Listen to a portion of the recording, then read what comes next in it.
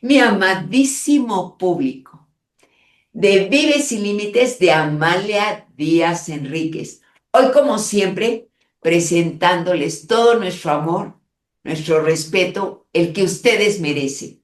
Y como siempre, aportando valiosos conocimientos a través de nuestros invitados especiales. Hoy en día tenemos muchos puntos a nivel mundial que hacer encuentro para bienestar del mundo entero. ¿Esto qué quiere decir? Que dentro del formato informativo puede cambiar nuestra vida. Y para ello tenemos excelsos invitados especiales. En esta ocasión, mi amadísimo público, contamos con una abogada penalista en nuestro amadísimo país, España, y con ella vamos a descifrar muchas dudas, encontrar el porqué y para qué de muchos aspectos que en forma actual nos están afectando a nivel mundial. Y bueno, de una vez lo decimos, nuestra querida Elena, ¿cómo te encuentras? Por favor, dime tu nombre completo, tu asignación vigente en este desarrollo laboral que tienes ahora. Bueno, querida Amalia, entre primero decir que es un honor que me entrevistes, segundo, sobre todo porque eres tú una persona muy particular, especialmente amorosa, especialmente educada, especialmente correcta y con una capacidad excepcional para llegar al corazón de las personas. Es un gusto que en esta vida te entrevisten personas como tú y con tan buena fe y tan buena intención. Mi nombre es María Elena Raba de Blanco. Pero en realidad todo el mundo me conoce por Elena Rábade. Mi apellido no es excesivamente común y entonces me he quedado con el primer apellido solamente. En estos momentos ejerzo en España como abogada penalista y me he especializado en la defensa de los derechos de las mujeres. Porque yo creo que vivimos un mundo en que es necesario que nos especialicemos. O sea, el mundo va muy rápido, las leyes van muy rápido, todo va cambiando mucho y para realmente saber de algo uno tiene que especializarse, uno no puede abarcarlo todo. ¿Esto qué quiere decir? Que este es mi target, pero eso no quiere decir que no me interesen muchas otras cosas. Exacto, exactamente, hacia la definición que inclinas tu ser, tu esencia, nuestra querida Elena, sobre ti misma, abogada, jueza, has sido juez, has sido política, has sido escritora, comunicadora, has dado conferencias magistrales en Estados Unidos, que yo he estado presente, y en muchos otros lugares. Estás dedicada al bienestar del mundo. Esto me honra que estés en nuestro programa de Amalia Díaz Enríquez de Vive Sin Límites, porque, porque se presenta en este momento a lo largo del mundo. Tenemos público en la mañana, en la tarde y en la noche, que generosamente nos está haciendo el favor de absorber todo tu conocimiento. Necesitamos exactamente esta inclinación, este encuentro armónico que tú en forma exquisita has logrado de tu persona para bienestar de los demás. ¿Nos puedes hacer una narrativa de este procedimiento, por favor? Os voy a hacer una narrativa de mi proceso vital. Yo empiezo, bueno, estudio Derecho, es una carrera que tengo la suerte de que aunque no tengo ningún vínculo con ella anterior o previo en mi familia, me apasiona y enseguida preparo unas oposiciones para ser jueza y al final acabo siendo jueza contratada. Por los avatares del destino, porque yo siempre digo que tú no te especializas, la vida te especializa y tú te vas quedando donde además te sientes de alguna manera cómoda o algo te mueve o te remueve para quedarte. Por los avatares del destino, yo me quedo siempre en juzgados de lo penal. Y el último juzgado que yo llevo es un juzgado de violencia contra la mujer. Cuando surge la ley de violencia contra la mujer, ya en aquel momento tengo una cierta sensibilidad frente a ello. Sensibilidad porque no por motivos que muchas veces las personas lo piensan familiares, ni mucho menos, sino por motivos de que tengo amigas cercanas que están pasando procesos complicados. Y después yo en el juzgado veo procesos complicados familiares y bastante injustamente tratados o analizados. Cuando doy el salto a la abogacía, entonces decido hacer, primero, son las mujeres las que me especializan, ellas empiezan a llamarme. Empiezan a llamarme, sobre todo las que tienen las situaciones más complicadas para que las vaya orientando. Y llega un momento que decido, digo, bueno, ya que me llaman, pues me voy a hacer abogada. Y que también estoy dentro de lo mismo y me voy a dedicar a esto. Y me acerco mucho además a lo que es el mundo del feminismo, pero el mundo del feminismo real, no el mundo del feminismo que nos encontramos, que es muy importante además hablar de él, que nos encontramos ahora habitualmente, el tan mal querido o demonizado feminismo. Yo me acerco al movimiento político y social que tiene más de 300 años y que se ha dedicado a defender los derechos de las mujeres en el mundo. Por eso creo que, aunque ejerzo de abogada exclusivamente en España, sí ejerzo de comunicóloga en todo el mundo, porque hablo de los derechos de las mujeres y de la necesidad, sobre todo, de amparar a las mujeres, porque mi teoría es que amparar a las mujeres significa amparar a la próxima generación. Ayudar a las mujeres significa ayudar a la próxima generación, de mujeres y de hombres, evidentemente. Cuando empieza el que yo llamo el real movimiento feminista que busca la igualdad, lo primero que piden ahí por la Revolución Francesa, Olimpia de Gauges, es que a las mujeres les paguen el mismo salario que a los hombres. Muchas estaban solas, muchas estaban con niños y como eran mujeres les pagaban menos. Lo segundo que se pide es que estas mujeres, muchas, no tenían acceso a la educación. Ya saltamos, es más o menos en la época de la Revolución Francesa, pero ya saltamos a Inglaterra, a Mary Wollstonecraft, que pide la educación de las mujeres. Ese es el segundo logro del feminismo, el segundo logro real. Y el tercer logro real del feminismo, del verdadero feminismo, del que nos ayuda a todos como sociedad a avanzar, es el sufragio universal, el derecho al voto para la mujer.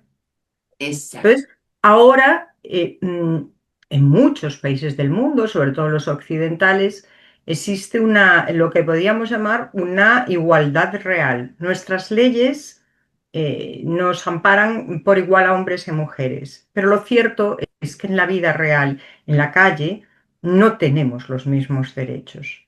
Entonces, el feminismo actual, eh, em, además de tener que pelear con los diferentes, que yo les llamo caballos de Troya, o sea, las diferentes personas que han entrado dentro del movimiento y que se quieren a llamar feministas y están defendiendo cosas que para nada defienden los derechos de las mujeres ni los derechos de las madres, que evidentemente todas somos mujeres, las madres. Porque está defendiendo otro tipo de derechos, pues la necesidad ahora mismo es hacer esa idea que está plasmada en los papeles real en la calle. Claro. Porque todo lo que sea amparar a las mujeres exactamente igual que darles en las situaciones más desventajosas por microcréditos o ayudarlas a montar su empresa o ayudarlas a que salgan adelante o ayudarlas a que estudien, que es fundamental, o ayudarlas en su independencia económica, siempre hay que tenerlo en cuenta y lo tenemos que tener muy claro, siempre es ayudar a la siguiente generación a salir adelante, Ya. siempre. Exacto, ya todas las subsecuentes, mi querida Elena, te voy a decir por qué. Porque lo has plasmado tan claramente que tenemos que subrayar que hay dos ramas generales en todo país que no deben existir en la vida, que es el misoginismo y la misandria. Misoginismo es el verdadero odio contra la mujer y la misandria es el verdadero odio contra el hombre. Y nos has especificado esa rama del feminismo. Lo único que busca es un trato justo, digno a la mujer en todas las áreas. La misandria no. Es un apego al arrebato, al arrebol, al faltar al respeto, al pisar los derechos también del hombre y el misoginismo con respecto a la mujer. ¿Qué pasa en los países, en todo país, que al no tener cultura, al no tener enseñanza, al no tener una vida digna económica, y ya no estoy diciendo de lujo, sino lo básico, al Exacto, restringirle, bueno, Dios mío, hay casos en que sustraen del hogar a algunos progenitores varones a sus hijas e hijos para irlos a determinados países que no vamos a mencionar, para prostituirlos o venderlos para que se casen con determinadas personas. O sea, ¿hasta dónde está la sinrazón? Esto de las mujeres, ¿por qué con las mujeres y el feminismo? Porque está en todo el mundo rasgándose la dignidad humana y también la de los efectivamente. adultos mayores, porque tú amparas a todo, a una niña, a una adulta mayor, a una mujer en edad estándar, a toda mujer, pero también a todo hombre, cuando se habla de justicia. Dime, por Totalmente. favor, ¿por qué crees que el mundo siente tanto rechazo con el feminismo? Bueno, yo pienso que existen dos motivos. Primero, el mundo siempre siente rechazo por lo nuevo y por lo que no comprende. Siempre que hay alguna corriente de algo nuevo, siempre que hay un nuevo invento, lo explicaba muy bien cuando se crea el tren de vapor, pues lo primero que te dicen es que te va a explotar la cabeza cuando te subas en él. Cuando surgen los primeros coches era un arma para matar. Entonces, siempre que hay algo desconocido, el mundo le genera un rechazo. Después está la segunda rama. Decir feminismo para muchas personas, lógicamente, cuando se defienden los derechos de las mujeres, en algunos casos, no todos, porque existen varones que son de lo más justo y de lo más equitativo, pero en algunos casos el varón pierde privilegios. Pierde el privilegio de tener una persona en casa que se dedica gratuitamente, exclusivamente a atenderlo a él. Entonces existen determinados varones que esto no les interesa, no saben primero cómo van a solucionar el tema y segundo, pues no les interesa. Desgraciadamente lo que se me viene a la cabeza es un ejemplo un poco terrible, ¿no? Pero realmente es un poco como los derechos de los trabajadores cuando empiezan a pedir sus derechos. Hay una serie de empresarios que ya los cumplían y muchos otros que dicen, bueno, ¿qué va a pasar aquí? No vamos a poder tener nuestra empresa, se nos va a hundir porque no van a trabajar 14 horas, van a trabajar las horas que el sindicato diga.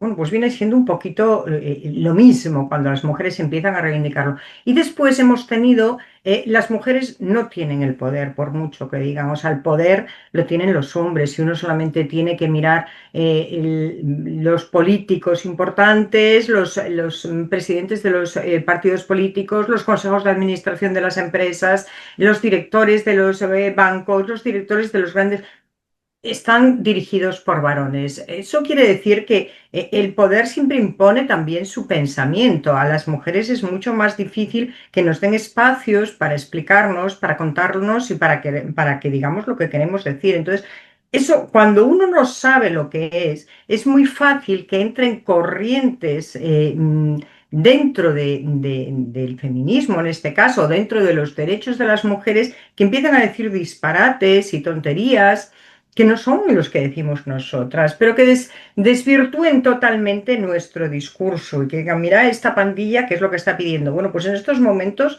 yo si queréis más adelante os digo lo que estamos pidiendo, que son cosas muy normales y muy naturales. Estamos pidiendo que se acabe con la prostitución, por lo menos en esta forma de esclavitud. Y cuando decimos que se acabe con la prostitución, efectivamente la prostitución está compuesta, desgraciadamente, por un 95% de mujeres y niñas, pero Sí. también hay niños. Y no estamos diciendo que es que la prostitución de los niños continúe, es absurdo. Hay una cosa que sí que me gustaría decirte a cuento de la descripción que has hecho de mí. Tú has hecho una descripción como, como abogada, que lo soy, como ex jueza, como conferenciante, pero no has dicho una faceta de mí que creo que también es muy importante y tenemos que poner en valor las mujeres. Soy madre de familia numerosa. claro, Soy claro. madre de 3 hijos, de 2 chicos y una chica. Y evidentemente, en ningún momento se me ocurre no defender a los hombres. O sea, a mí me produce horror el horror. Me produce horror el tráfico de seres humanos. Me da igual de qué país sean. Me da igual que sean hombres, que sean mujeres. Lo que pasa que lo que no podemos es, tenemos que centrarnos en algo. Entonces yo me he centrado en la defensa de los derechos de las mujeres. Y es cierto que eso, el tanto por ciento más elevado de mujeres prostituidas y explotadas en clubs en régimen de esclavitud son mujeres y niñas. Y eso es terrible. A mí me despierta una especial sensibilidad. Exactamente igual que hay un tanto por ciento muy elevado de mujeres tratadas para ser madres de vientres de alquiler, lo Sí, cual también me parece un horror, o sea, explotar la capacidad de la mujer de poder tener hijos para quitarle a esos niños. Esos quizás sean dos de los frentes más importantes del feminismo hoy en día. La lucha contra la explotación de la mujer en la prostitución y la lucha contra la explotación para ser vientres de alquiler. Hay alguno más, pero podemos seguir hablando, Amalia. exacto. Toda la razón. No nos cuesta, ¿cómo invertimos muchísimo tiempo en pasar mensajes arbitrariamente ingenuos? Cuando podemos pasar, ejemplo, a ser masivo, un mensaje donde se está diciendo esto de la señal que la persona está dando. En todos los aeropuertos, tú y Es yo así. vamos Esto, constantemente. muy importante. La señal internacional de necesito ayuda para las mujeres, porque soy víctima de violencia sexual o de violencia masiva, o puedo serlo. Así, así y así. Hay que hacerlo varias veces Sí, para que te entiendan, pero la mayoría de las mujeres yo creo que ahora mismo ya lo entienden. Muy importante, por favor. Cuando exacto. uno está siendo Hacerlo víctima, masivo porque, porque te comentaba, tú y yo viajamos constantemente en todos los aeropuertos, vemos la misma publicidad. Denuncia, demanda, pero no hacemos nada. El ir de la vida tan rápidamente como lo estamos viviendo está alterando el sentido humanitario, está alterando la espiritualidad, está alterando el que yo estoy para servirte a ti. Todos estamos en servicio de todos. ¿Qué nos cuesta manejar esos informes, ese traslado ilegal de todos los niños? La venta de órganos, por Dios, ¿qué está pasando? No es posible. El maltrato a los adultos mayores y entra dentro del mismo feminismo. totalmente, totalmente. Entonces, ¿cuáles son actualmente, mi querida Elena Ravale, cuáles son los rubros, los retos principales en este momento, por favor?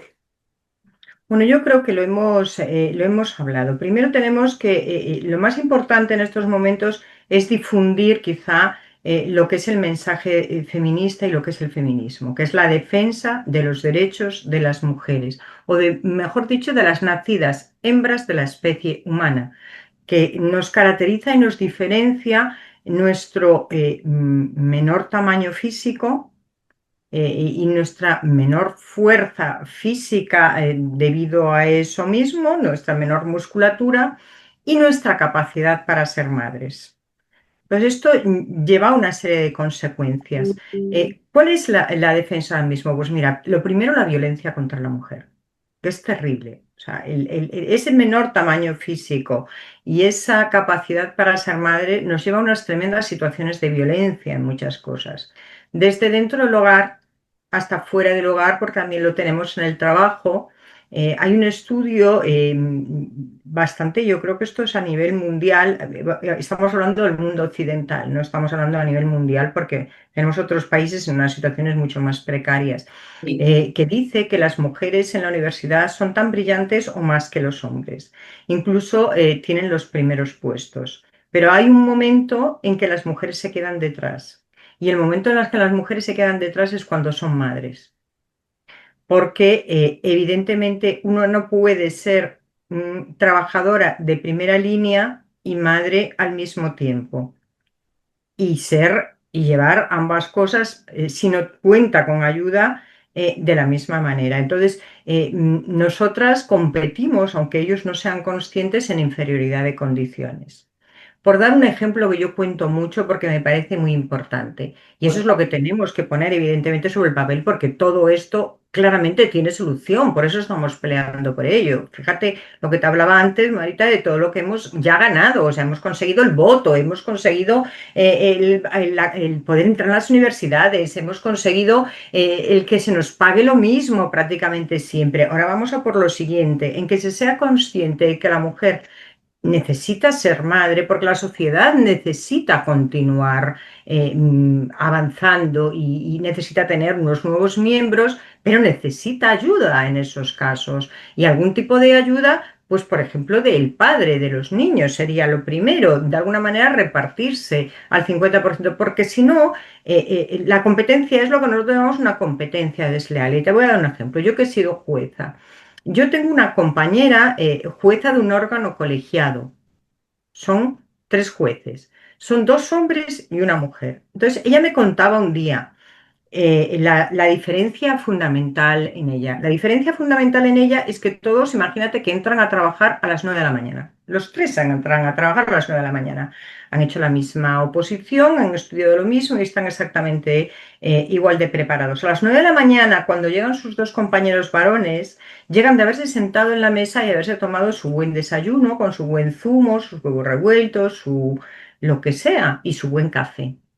Cuando ella llega a las 9 de la mañana, ella lleva 2 horas en que ha sacado a los perros, ha limpiado la casa, ha puesto la lavadora, ha dejado la comida y ha preparado las mochilas de los chicos para que vayan al colegio.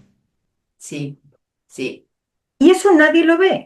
O sea, ella cuando entra a las 9 de la mañana lleva 2 horas trabajadas, mientras ellos llevan un desayuno que se los han puesto en la mesa.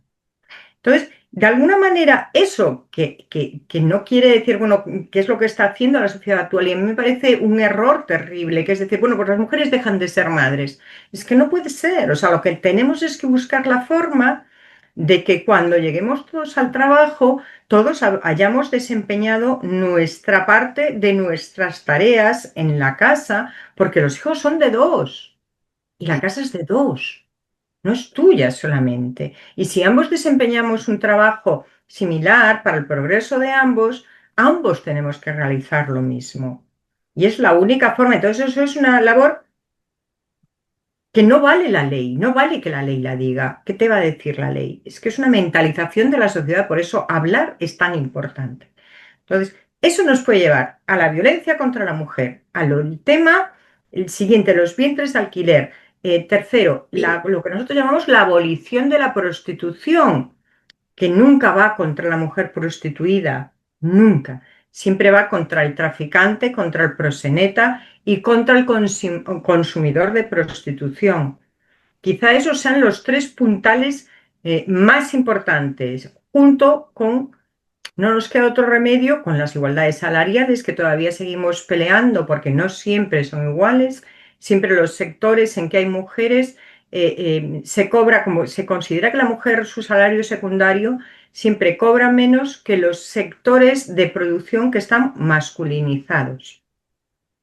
Por ejemplo, Amalia, las empleadas de un hotel, las camareras de hotel son mujeres. Los obreros de la construcción son hombres. Estamos hablando de un nivel de formación intelectual similar, un nivel de formación de estudios y económico y social. Sin embargo, ellas cobran, y estamos hablando de España, ella se va igualando, pero en otros países pasa lo mismo. Yo creo que un tercio de lo que cobran ellos. Sí, es Ese es lamentable. otro de los puntos a pelear. Uno es un sector feminizado, casi todas son mujeres, y otro es un sector masculinizado. Sí, y lamentablemente la ubicación por tu hoja de vida o currículum vitae no corresponde a la que te toca por derecho. ¿Por qué? Porque es hijo del tío, del primo, pero todos son hombres. Entonces tenemos que ser justos. Si la capacitación académica está a la par, bueno, pues pongamos, los exámenes nos van a decir todo, no, las capacitaciones, la experiencia. La experiencia no se lleva de la noche a la mañana, tiene una carga de tiempo y es todo esto con proyectos. Hay algunos que se hacen, hay algunos que se guardan en un cajón. Es lamentable, porque solamente a cuatro nos altera esto, nos cambia nos transforma la forma de pensar en leyes que se respeten. Pero si el que las tiene que hacer respetar, lo guarda en un cajón, ¿de qué sirvió este atropello que nos hicieron desgaste a esos tres que pensamos en esas tres leyes? Entonces tenemos que hacer, primero que nada, lo dijiste muy sabiamente, generar cultura para el autorrespeto, número uno. Tú lo generas porque yo sé que haces a través de línea, asesoramiento también, y eso es muy valioso. Hay personas que están a punto de perder la vida porque ellos mismos se la quieren quitar. Y tú acudes al alineamiento espiritual y al corporal para hacerlos sentir que no están solos. Número uno, esa capacitación también de todo conocimiento que necesitan para tranquilizarse y saber enfrentar el momento. Descríbenos, por ejemplo, cuando acuden contigo, cuáles son lo más latente que has visto en el común denominador, por favor. Bueno, primero quería contestarte un poco a lo que has expuesto. Tú hablas de que somos cuatro lo que nos enerva. Pues precisamente lo que necesitamos es no ser cuatro, porque el mundo lo mueven cuando somos 400. Hay una frase que a mí me gusta mucho, que creo que la decía Napoleón, que es, ni el mejor general puede ganar una guerra sin un ejército. Sí, Y entonces, cada una de estas cuatro que nos indignamos ante esos, tenemos que crear conciencia para ser 400. sí, Porque además esto no solamente es crear conciencia, es que somos, una de las cosas que nos hace es darnos cuenta de lo que el mundo necesita un cambio, de lo que el mundo necesita personas que empujen, porque al que no le molesta no lo va a cambiar, Amalia. lo guarda en el cajón. Sí, Lo va a cambiar quien le molesta y quien empuja y quien es pesado y quien dice, pero para decir, para empujar y para que te moleste, necesitas el ejército. Hay mucha gente en el mundo, Amalia, que está perdida, pero está perdida porque vamos hacia un mundo, y antes lo hablabas, totalmente individualista. Vamos sí, hacia un mundo en que no somos conscientes, pero nos están formando para mirarnos nuestro propio ombligo. Entonces, ¿mi ombligo está bien o no está bien? Tal. Pero es que el mundo te necesita, sí, porque yo y los demás necesitamos nuestro ejército para cambiar las cosas. Entonces, yo cuando me viene alguien y me dice, tú no vas a cambiar nada, y digo yo, no, yo voy a poner mi arena en la playa, porque la playa se sí, hace de arenas. sí.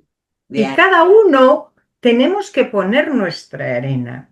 Hay una de las, y ya me voy a meter con el tema religioso, pero lo cierto es que el Papa Francisco, en uno de sus últimos discursos que a mí me entusiasmó, y no estoy hablando de temas religiosos, porque aquí me escuchará gente que es católica, gente que no lo es, gente que pertenece a otras religiones, gente que es atea. Lo que estamos hablando es del mensaje que dio, y el mensaje que dio es soñar, soñar y luchar, soñar. sí, sí, Porque a lo mejor llega un momento, tenía mucha gracia el hombre, decía que se te va la cabeza con el sueño y sí, que sueñas demasiado. Cuando lo decía la gente se reía, porque todos pero igual no llegas hasta ahí, pero llegas hasta la mitad.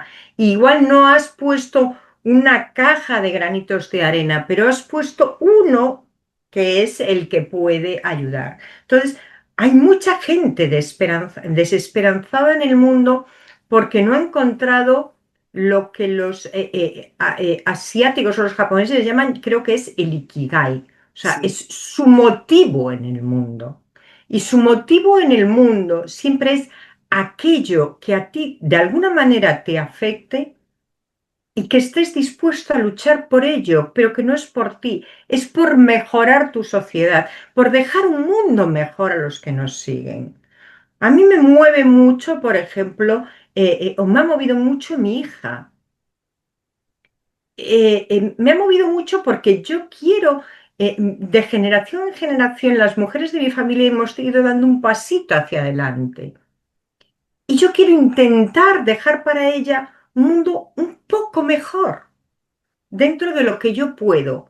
Pero es que no es que lo pueda hacer yo lo podré hacer desde mi ámbito como abogada o lo podré hacer desde las leyes, pero es que una médico lo puede hacer desde la medicina, una enfermera desde la enfermería, una psicóloga desde la psicología, una señora de la limpieza desde su manera de aportar al mundo para que éste mejore, desde el cuidado a lo mejor de los niños en la casa en que los está cuidando. Quiero decir que desde arriba, desde abajo, todos somos necesarios. Una persona muy mayor que ya no le quedan fuerzas para muchas cosas, a lo mejor hablando, contando su historia, contando cómo ella fue capaz de salir en la vida adelante como ejemplo. Eh, Cuando mi hijo mayor en determinado momento, y hablo de los hijos porque es importante, hablando de la esperanza, cuando mi hijo mayor en determinado momento que se marchó a Australia le entró la desesperación. Mi hijo mayor está soltero, no tiene pareja ni nada. Y le entró la desesperación porque las cosas no le salían bien. Su padre le dio un mensaje que me pareció tremendamente importante. Dice, ¿y tú te desesperas? Pues imagínate tu abuelo, que era un hombre sin estudios, y tuvo 7 hijos. Y salió adelante perfectamente, con trabajo, con ilusión y con esfuerzo. Sí, Pero, claro, te desesperas a veces porque has hecho tu mundo muy pequeño, porque hemos hecho nuestro mundo muy pequeño, somos muy individualistas y yo y yo y yo, y tú mira para adelante y tira y ayuda todo lo que puedas a lo que tienes alrededor y deja que la vida te traiga lo que te tenga que traer, pero esfuérzate y siempre con ilusión y con buen carácter, porque uno nunca sabe lo que está pasando la persona que tiene al lado o el sufrimiento que tiene. Y eso es terrible, eso es otra de las cosas que ha traído nuestra sociedad. El todo rápido, todo con mal genio, todo con... No, tienes que ser fuerte. Y ser fuerte significa ir por la vida sonriendo siempre. No sí. necesitas apartar a nadie ni empujar a nadie. Al revés, necesitas sonreír, necesitas ir dando. Eres suficientemente fuerte para dar. No necesitas poner malos gestos o malas caras o dar gritos porque no necesitas pedir, sino dar. Exactamente, exactamente. Unirnos todos, como lo he dicho y lo diré hasta el final de mi vida, para aportar y dar beneficio a la humanidad. Y efectivamente, pueden venir, lamentablemente, pandemias, pueden venir guerras, desastres, inundaciones, maremotos, temblores, aniquilaciones de áreas geográficas importantes. Cada punto geográfico es importante. Cada persona es básica. Cada hombre, mujer, niño, adulto mayor, persona discapacitada, persona que lamentablemente tenemos que tener una comprensión sana, buena, que la persona está sin estar. ¿Cuántos Alzheimer? No voy a decir lamentablemente, no me corresponde, pero hay países en el Oriente que por la presión laboral están jóvenes de 24, 27 años haciendo el grueso de estadísticas de Alzheimer.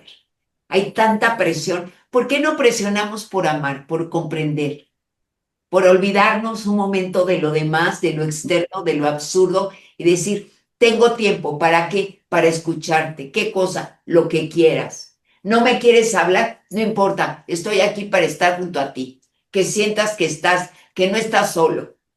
Y eso cambia la tónica, cambia la forma de pensar. Lo has dicho sabiamente, estamos en un mundo tan aprisa y tan el yo, que ya borrémonos el yo, olvidémonos de eso. Tú tienes también conformas grupos maravillosos como el de 50+1 con Nenaurantes y te distribuyes en otros puntos geográficos para hablar en el mundo sobre razones básicas de defensa a la mujer. Y yo admiro a desde aquí la saludamos a nuestra Nena Orantes, nuestra María Elena Orantes, que ella es cónsul de México en Houston, pero así conocemos tú y yo a muchas y muchas y muchas mujeres en el mundo que se han unido a ti y a mí para decir en susurro y a grito, vamos juntas, pero también a los hombres, también ver por esos ancianos que nadie ve y que golpean y que maltratan, por esos niños que han sido violados porque no hay nadie que los cuide. O sea, no, hagamos esto y yo te lo agradezco porque sé que has escrito, que tienes publicaciones exitosas por el mensaje profundo que estás dando. Cuéntanos de ese aspecto, por favor.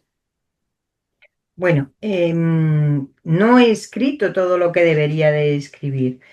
Tengo dos cuentos publicados y después he escrito durante un tiempo en el periódico en Diario 16. Estoy también preparando ahora mismo otro libro para el Instituto de Estudios Feministas en España, que habla un poco sobre la justicia. Creo que es importante también analizar el papel de la justicia en los diversos países y sobre todo es importante analizar quiénes componen la justicia, de quién estamos recibiendo las bases de la justicia. Sobre todo yo lo que más me he encontrado, lo que más me preocupa es que y en España está pasando en cierta medida, cuando no se respeta suficientemente lo que es la separación de poderes. ¿Eso qué significa? La famosa separación de poderes de Montesquieu, que divide entre ejecutivo, legislativo y judicial, quiere decir que cada uno tiene que cumplir una función y no extralimitarse de sus funciones. España como país con separación de poderes democrático tiene un poder legislativo que son las cámaras, el Senado y el Congreso, que es el que elabora las leyes. Allí están todos los representantes de todas las ideologías políticas del país. Pues bien, en la judicatura en este país todavía arrastra un pequeño o gran lastre de unos tiempos de otro tipo de regímenes más dictatoriales directamente. Entonces, sí que nos encontramos con que hay una serie de jueces que cuestionan las leyes del país. El juez no puede cuestionar las leyes del país. El juez tiene que aplicarlas y nada más. Eh, Me voy a ir a lo que más conozco, a lo más cercano a mí, que son las leyes de violencia contra la mujer. Un juez no puede decir si esta ley está bien o está mal hecha. Un juez tiene que dedicarse a aplicar esa ley cuando le gusta y cuando no le gusta también. Y si no te gusta, lo que tienes que hacer es dedicarte a otra cosa. Lo siento, pero es así.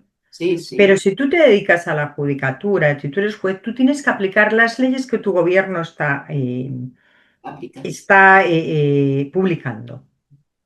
¿De acuerdo? Y si hay un caso en que tú consideras que es necesario que las leyes se cambien o que se cambie la ideología de un país o tú defiendes otro tipo de pensar, lo que tienes es que hacer, dar el salto y meterte en política.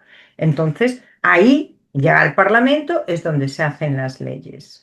Por eso yo creo que también es muy importante la pequeña labor política que hacemos desde 50+1 y desde otras asociaciones. Ayer me decía alguien, es que nosotras no queremos dedicarnos a la política. Y digo, es que, a ver, la política es... el político es el gestor de la sociedad, es el que realiza las leyes por las que nos regimos todos. Y yo creo que nosotras, desde asociaciones como 50+1 otras, lo que no debemos es alinearnos con ninguna ideología política determinada, pero entre alinearse con una ideología política y sí defender una serie de principios e intentar promover que existan leyes sobre esto y sobre la protección, hay una diferencia. Ambas cosas son políticas, pero nosotras sí tenemos que promover y tenemos que mover para que se publiquen y para que se aprueben leyes que defiendan a las mujeres y a los niños, para que prohíban el tráfico de mujeres, para una serie de cosas. Y eso es política también. Y esa política sí que tenemos que hacerla.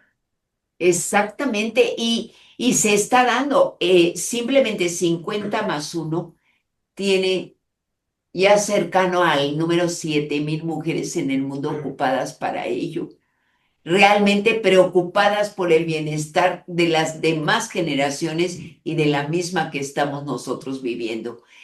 Es importante, mi querida, mi amada Elena Rabadé, que nos hagas por ejemplo, 3 consejos de los que cada persona puede tomar de la mano y ayudar a su entorno a cambiar.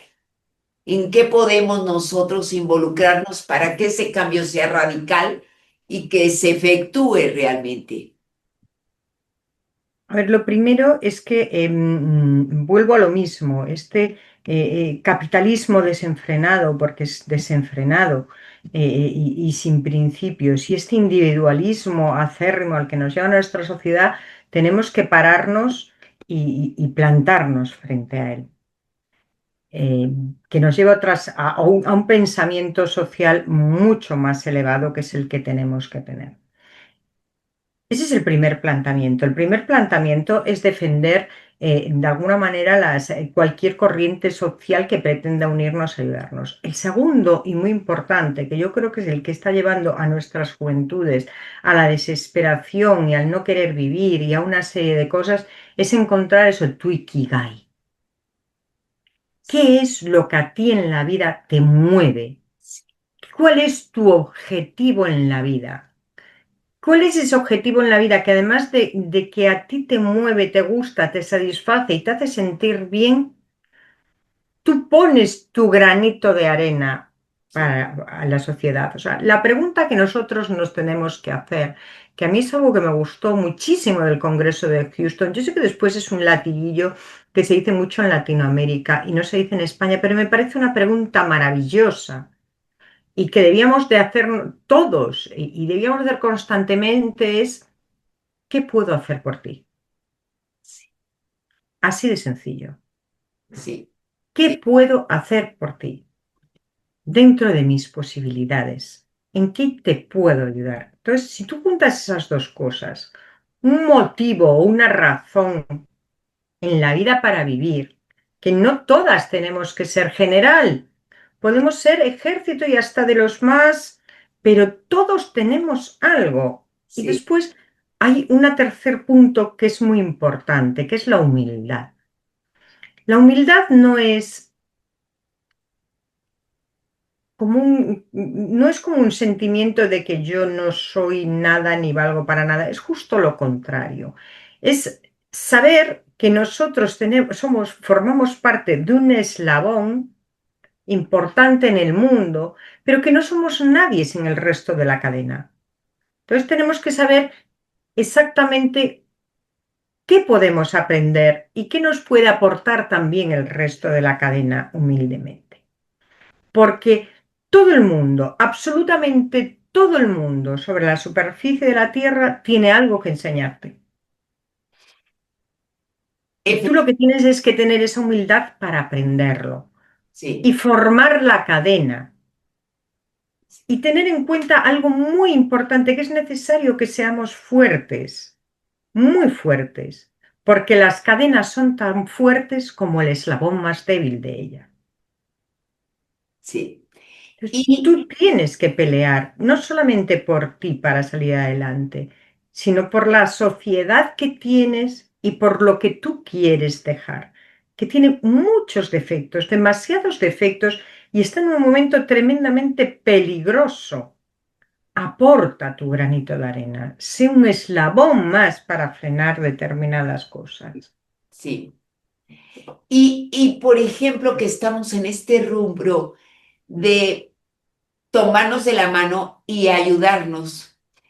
¿Qué libros nos recomendarías, por favor, que tiene que leer básicamente toda mujer? A ver, hay muchos libros y hay muchas autoras, pero yo hay un libro que yo creo que hoy en día es muy importante y sobre todo es importante por la ideología que está predominando, que yo creo que es tremendamente peligrosa para la mujer y tiene que ser consciente. O sea, tenemos dos corrientes ideológicas, una desde un extremo del mundo y la otra desde otro, que nos pretende volver otra vez al hogar familiar con las condiciones que teníamos. Evidentemente, nos guste o no, el mundo siempre va hacia adelante. Entonces, nunca se va a volver a esas condiciones. Pero además hay algo muy importante. Cuando acaba la Segunda Guerra Mundial, hay una mujer en Estados Unidos, Betty Friedan, que escribe La mística de la feminidad. Es un libro muy antiguo, pero es un libro muy interesante. ¿Por qué? Porque esta mujer en Estados Unidos, lo que pasa es que durante la guerra las mujeres desempeñan todos los trabajos que los hombres que se van al frente han dejado. Entonces las mujeres ocupan todos los puestos en las fábricas, en las empresas, en los hospitales, en todos los sitios. Y de repente el hombre, se acaba la guerra, el hombre vuelve a casa, se instala en sus trabajos y le dice a las mujeres: vuelve otra vez al hogar. Tú tranquila, yo me ocupo de todo, tú ocúpate de los niños y déjame a mí. Y de repente se empieza a desarrollar una enfermedad. ¿Pero qué es enfermedad? O sea, acaban en el psiquiatra y en el psicólogo, imprecisa, sin nombre, en la mayoría de las mujeres, que no se sabe muy bien qué es lo que está pasando. Sí, sí, Y Betty Friedan escribe este libro, que no lo escribe pensando en que sea uno de los libros sagrados del movimiento feminista de las mujeres. Lo escribe como un análisis de la sociedad. Y es un libro interesante porque en él te relata pues exactamente esto, que la mujer vuelva al hogar, pero como ya no está acostumbrada a eso, está acostumbrada a participar en la sociedad, está acostumbrada a aportar su labor en el trabajo, está acostumbrada a tener su independencia económica, está acostumbrada a estudiar, está acostumbrada a relacionarse de otra manera. De repente, hasta en las situaciones mejores en que sus maridos tenían unos grandes salarios y ellas tenían todas las comodidades, se empiezan a encontrar mal, se empiezan a enfermar psicológicamente. No están en su sitio, no están haciendo lo que quieren hacer, no están siendo ese 50 más 1 o 50 más 2, el 52% de la sociedad, en igualdad con sus compañeros y codo con sus compañeros peleando por la vida. Y eso las lleva, pues eso, a que hay un montón de mujeres pues medicadas, tratadas, que se encuentran mal y que no acaban de encontrarle dónde está el problema. Los médicos. Eso dio pie después en muchos países a decir que las mujeres tenían más propensión a la depresión y a la ansiedad que los hombres. En realidad hoy en día eso se está revirtiendo, se ha revertido antes, para ver que es que la vida de las mujeres es mucho más complicada y más que más complicada, mucho más frustrante que la de los hombres.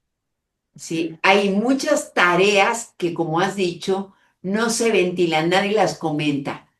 Pero en lo que uno está en letargo o en descanso por una hora, la otra persona ya hizo 5 o 20 tareas.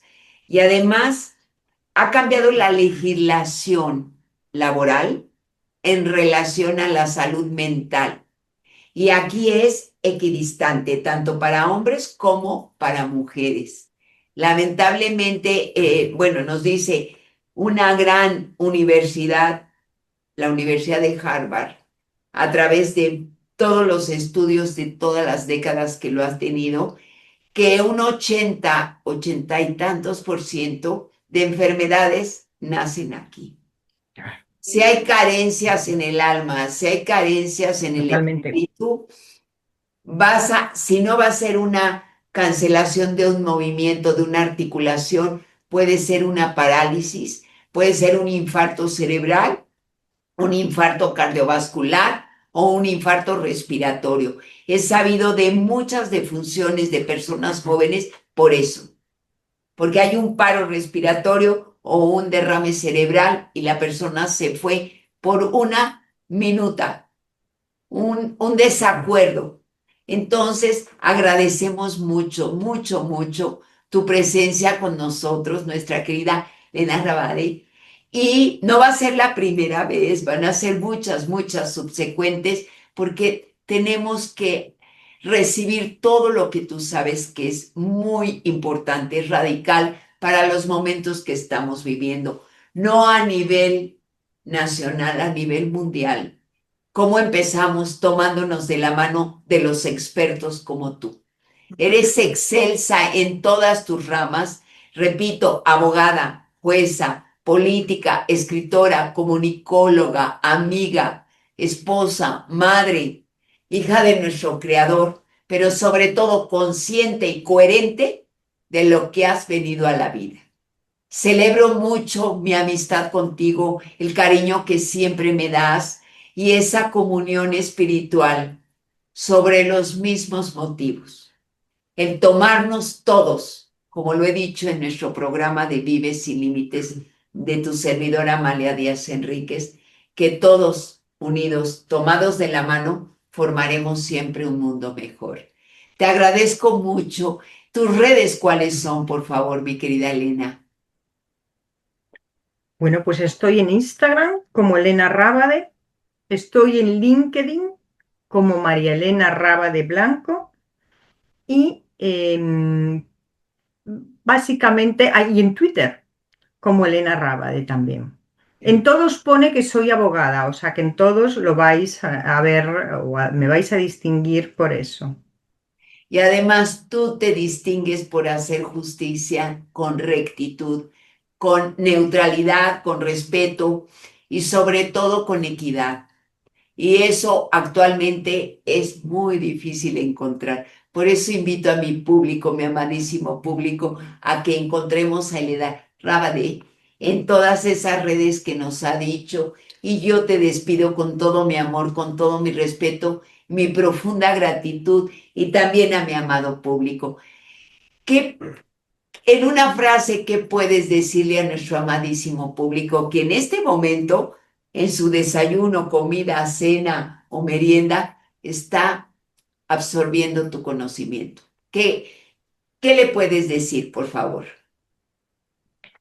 Pues básicamente que confíen que la vida les está esperando y que los necesita, A que to- la vida los necesita. y todos te necesitamos a ti, mi querida Elena. Gracias, gracias, gracias por estar con nosotros. Gracias, mi amadísimo público de Vive sin Límites de Amalia Díaz Enríquez. Hoy, como siempre, reiteramos, todos unidos, tomados de la mano, formaremos un mundo mejor. Gracias, Elena. Gracias, mi amado público. Gracias a ti, Amalia, y a todos los que me escuchen. Un abrazo muy grande, todo mi cariño. Gracias, igualmente de nosotros para ti. Gracias. Bendiciones infinitas para todos. Gracias. Les amo.